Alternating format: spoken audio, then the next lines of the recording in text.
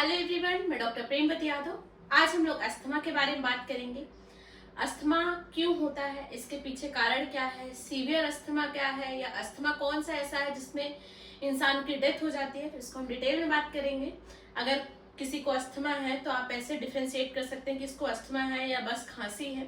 तो आप मेरे साथ इस वीडियो में बने रहिए। अस्थमा, तो अस्थमा होता क्या है? सबसे पहले तो ये क्रोनिक इन्फ्लामेटरी कंडीशन है, ठीक है। जो हमारे लंग के पैरेन्काइमा है, कहीं ना कहीं वहां पे काफी लंबे समय पे इन्फ्लामेशन बना हुआ है, तो उसको हम अस्थमा बोल देंगे, ठीक है। ये जिधर नॉच है वो लेफ्ट साइड का हमारा लंग्स हो जाता है, और जिधर नॉच नहीं है वो राइट साइड का लंग हो जाता है। और राइट साइड के लंग में कितने फिशर्स होते हैं? 2 फिशर्स और 3 लोब। जैसा कि आप देख सकते हैं, 1 2 fissure, upper lobe, medial lobe और लोअर लोब, ठीक है। ये हमारा राइट साइड का लंग्स हो गया।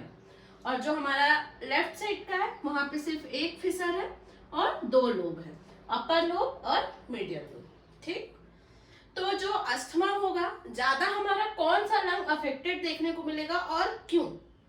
तो हमारा राइट साइड का लंग जो है वो ज्यादा अफेक्टेड देखने को मिलेगा। उसके पीछे रीजन है, जो हमारे राइट साइड की जो ब्रोंकाई होती हैं, ये जो हमारी ब्रोंकाई है वो वाइड है, मतलब चौड़ी चौड़ी है, और उसके बाद साइज में छोटी है, वाइड है और नंबर्स में ज्यादा है।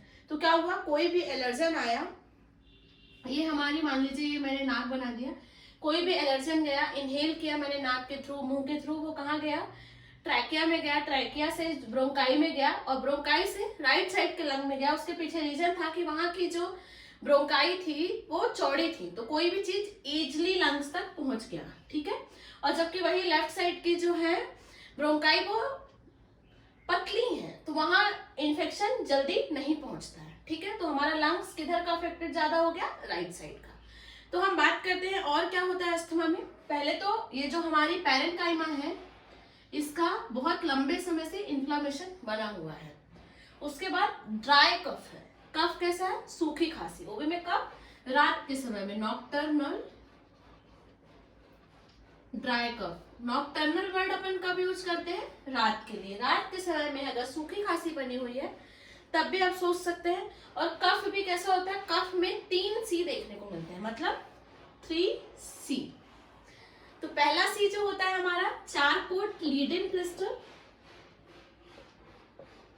Charcot Leiden crystal.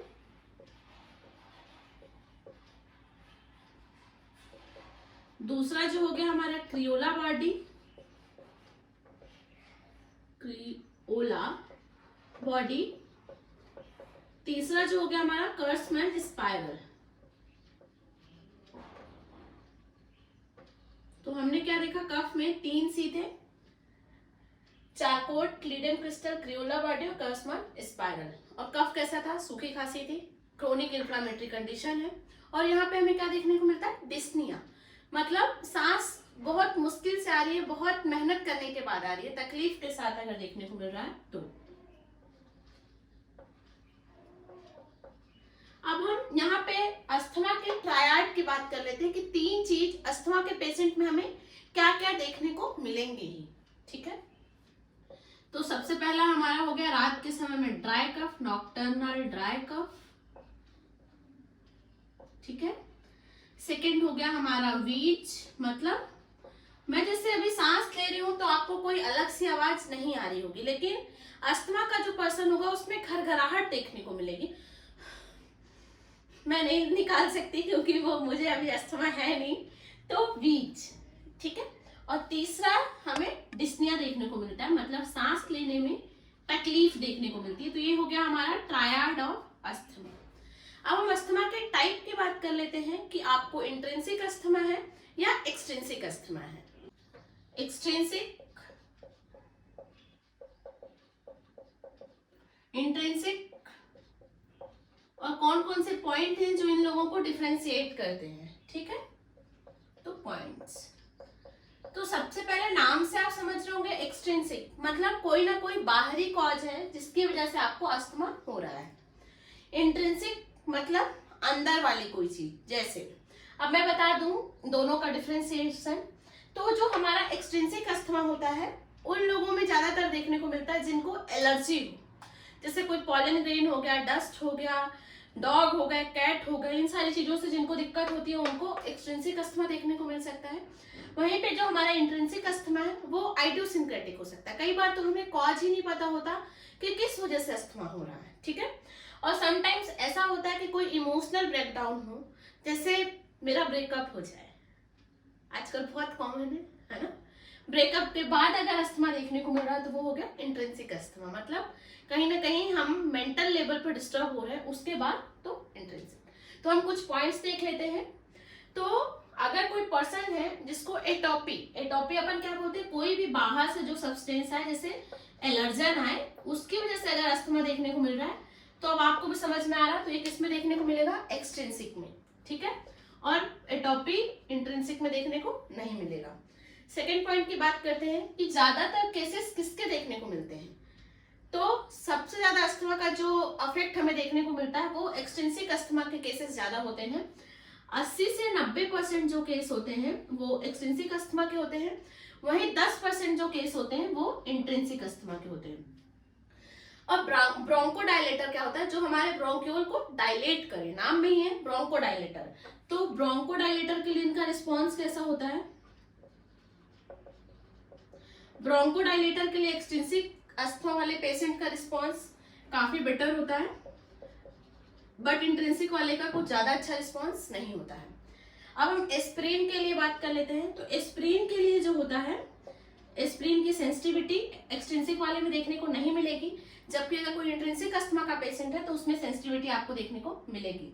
अब हम पॉलिप की बात करते हैं। कई बार क्या होता है, अस्थमा के साथ नेजल पॉलिप का भी फॉर्मेशन देखने को मिलता है, ओवर ग्रोथ देखने को मिलती है हमारे नाक में।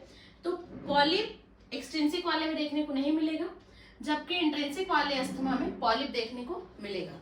और उसके बाद मेडिसिन के लिए ज्यादा अच्छा रिस्पॉन्सिबल कौन होगा, अच्छे से रिएक्ट कौन करेगा, बॉडी में रिकवरी इजिली देखने को मिलेगी एक्सट्रिंसिक अस्थमा में, जबकि इंट्रिंसिक अस्थमा जो होता है वो बहुत ज्यादा घातक होता है। एक्सट्रिंसिक अस्थमा जो होता है ना वो यंग एज ग्रुप में देखने को मिलता है, अर्ली एज में हो जाता है, मतलब जल्दी एज में, जैसे जो कि हमारी एज है अभी। और जबकि वही जो इंट्रिंसिक अस्थमा है वो एडल्ट एज में देखने को मिलता है, बूढ़े लोगों में देखने को मिले तो वो इंट्रिंसिक अस्थमा हो जाता है, ठीक है। अब हम बात कर लेते हैं कि यहाँ पे कौन कौन से साइन देखने को मिलेंगे कि हाँ ये अस्थमा ही है। साइन जो है वहां पे क्या होगा, जो हमारा चेस्ट है वो हाइपर इन्फ्लेटेड देखने को मिलेगा, ठीक। आप किसी एक नॉर्मल पर्सन का चेस्ट देखिए और कोई एक ऐसा पर्सन जिसको काफी लंबे से अस्थमा बना हुआ है उसको देखिए, तो उसका जो होगा हाइपर इन्फ्लेटेड चेस्ट देखने को मिलेंगे। और उसके बाद जो वीज है ना, मतलब घरघराहट की आवाज है वो ऑडिबल होगी, मतलब आपको सुनाई देगी, ऑडिबल वीज देखने को मिलेगा।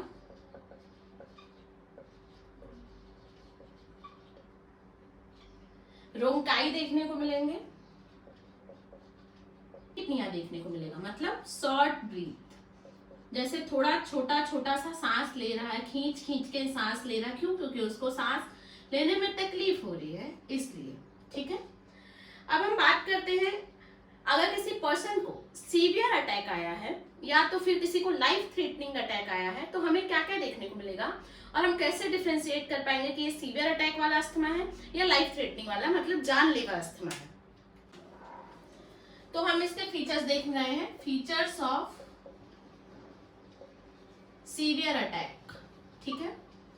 तो सबसे पहले हम यहाँ पे देखेंगे कि जैसे मैं एक सांस में एक सेंटेंस कंप्लीट कर ले रही हूँ, जैसे कि आप अभी देख रहे हैं, ठीक है।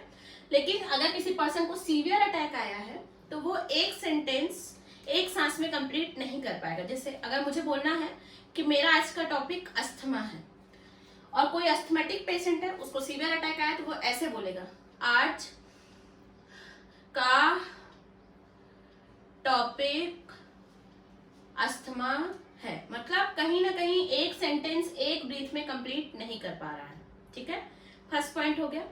अब हम इसके पल्स की बात करते हैं। जैसे मैंने पल्स लिया तो नॉर्मल 70 से 72, 70 से 76 आ रहा है, ठीक। लेकिन अस्थमा का अगर सीवियर अटैक आया है तो पल्स रेट जो है मोर देन 120 पर मिनट देखने को मिलेगी, या तो 120 भी हो सकता है, ठीक है। 120 पर मिनट। और रेस्पिरेटरी रेट कितनी हो जाएगी, वो भी कहीं ना कहीं बढ़ी हुई देखने को मिल रही है, मोर देन 25 पर मिनट, या तो 25 पर मिनट देखने को मिलेगी।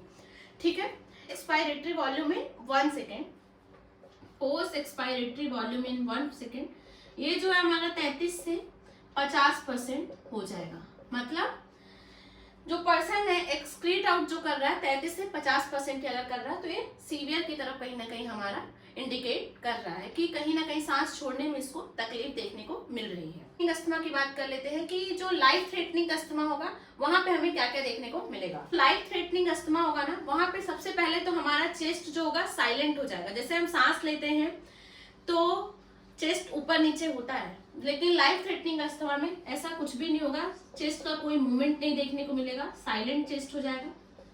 साइनोसिस देखने को मिलेगा। क्या हो रहा है, अब सांस प्रॉपर नहीं आ रही, ब्रीथिंग प्रॉपर नहीं हो रही, तो कहीं ना कहीं नीलापन देखने को मिलेगा बॉडी में, साइनोसिस हो सकता है। ब्राइडिकार्डिया देखने को मिल सकता है।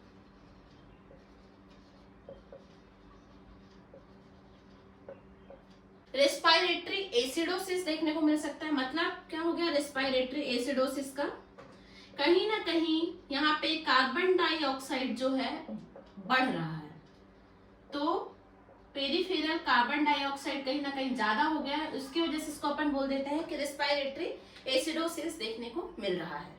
तो कार्बन डाइऑक्साइड जो बढ़ा हुआ है इसी को हम लोग क्या बोलते हैं, हाइपर कैप्निया, हाइपर कैप्निया। और यहाँ पे फोर्स एक्सपायरेटरी वॉल्यूम इन 1 सेकेंड कितना हो जाता है, अंडर 33%, 33% से भी कम जो है पर्सन एक्सक्रीट आउट कर पा रहा है। ठीक है, इसके इन्वेस्टिगेशन की बात कर लेते हैं कि क्या क्या हम इन्वेस्टिगेट कर सकते हैं। तो सबसे पहले फोर्स एक्सपायरेटरी वॉल्यूम में देखेंगे, तो अगर अंडर 33% आ रहा है तो ये मतलब लाइफ थ्रेटनिंग की तरफ इंडिकेट करता है कि लाइफ थ्रेटनिंग अस्थमा है, यहाँ पे जान जा सकती है। और वहीं पे अगर 33 से 50% की तरफ जा रहा है फोर्स एक्सपायरेटरी वॉल्यूम, तो ये हमारे सीवियर अस्थमा को बताता है। और अगर मोर देन 50% है तो ये माइल्ड अस्थमा को इंडिकेट करता है। ठीक है, हम पर्सन का एक्सरे भी करवा के देख सकते हैं कि कोई चेंजेस तो नहीं आए हैं, सीटी स्कैन भी करा सकते हैं। और अगर कोई पर्सन है उसको एक्सटेंसिक अस्थमा है तो उसको आपको एलर्जन से अवॉइड करवाना है। इंट्रिंसिक अस्थमा है तो उसको बोलना है कि भाई स्ट्रेस टेंशन मत ले, जिंदगी अच्छी चल रही, तुझे बुरी लग रही है क्या, है ना, तो वो अपना ध्यान रखें। और अगर आप मुझसे ट्रीटमेंट लेना चाहते हैं अस्थमा के लिए तो आप मुझे कांटेक्ट कर सकते हैं 7415107494 पे। आप ज्यादा इंक्वायरी के लिए मुझे इंस्टाग्राम पे भी फॉलो कर सकते हैं dr.prem.yadav। अगर वीडियो पसंद आई हो ज्यादा से ज्यादा लोग तक शेयर करो, लाइक करो, कमेंट करो। Thank you for watching.